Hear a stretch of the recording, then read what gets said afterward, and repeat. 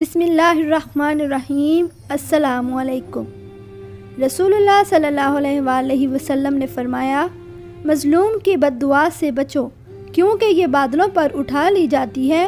اللہ عز و جل فرماتا ہے، میری عزت اور جلال کی قسم میں اس کی ضرور مدد کروں گا، اگرچہ کچھ دیر بعد ہی کیوں نہ ہو۔ جس نے لوگوں کا شکریہ ادا نہ کیا، اس نے اللہ تعالیٰ کا بھی شکریہ ادا نہ کیا۔ زمزم کا پانی جس مقصد کے لیے بھی پیا جائے وہ مقصد پورا ہو جاتا ہے۔ آدمی کی شرمگاہ کی طرف نہ دیکھے اور نہ ہی عورت کی شرمگاہ کی طرف دیکھے، اور نہ ہی مرد کے ساتھ ایک کپڑے میں لیٹے اور نہ ہی عورت کے ساتھ ایک کپڑے میں لیٹے۔ تم اپنی تعریف خود نہ کیا کرو، تم میں سے جو نیک ہیں اللہ انہیں خوب جانتا ہے۔ جو شخص دنیا میں دوگلا ہوگا تو روز قیامت اس کی زبان آگ کی ہوگی۔ جب تم نماز مغرب سے سلام پھیرو تو 7 بار اللہم اجرنی من النار کہہ لیا کرو۔ اگر تم یہ کہہ لو اور اسی رات مر جاؤ تو تمہارے لیے جہنم سے بچاؤ لکھ دیا جائے گا، اور جب نماز فجر پڑھ چکو تو اسی طرح کہہ لیا کرو۔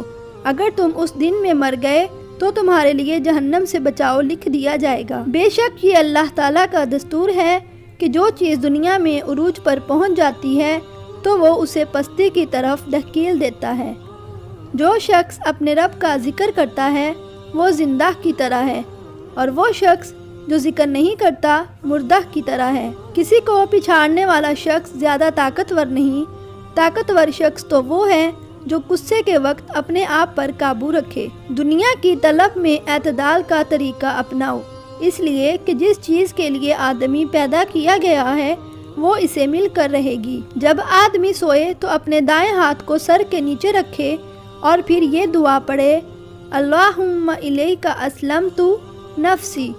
اگر وہ اسی رات فوت ہو گیا تو اس کے لیے جنت میں گھر بنایا جائے گا۔ جس شخص نے صبح کے وقت 10 بار یہ کلمات کہے، لا الہ الا اللہ وحدہ لا شریک لہ لہ الملک ولہ الحمد وہو علی کل شیء قدیر۔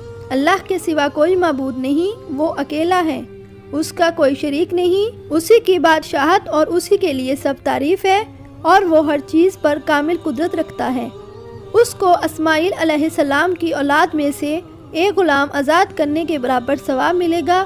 اس کے لیے 10 نیکیاں لکھی جائیں گی، اس کی 10 برائیاں مٹا دی جائیں گی، اس کے 10 درجے بلند کر دیے جائیں گے، اور وہ شام تک شیطان سے حفاظت میں رہے گا۔ اگر اس نے شام کو یہی عمل کیا تو بھی اس کو یہی فضیلت حاصل ہوگی۔ اللہ تعالیٰ سے دعا ہے کہ اللہ تعالیٰ ہم سب کو ان اعمال پر اور ان احادیث پر عمل کرنے کی توفیق عطا فرمائے، آمین۔ ناظرین، اگر آپ کو میری ویڈیو پسند آئی ہے تو ویڈیو کو لائک اور شیئر ضرور کیجیے گا، اور چینل کو سبسکرائب کیجیے گا۔ جزاک اللہ خیر۔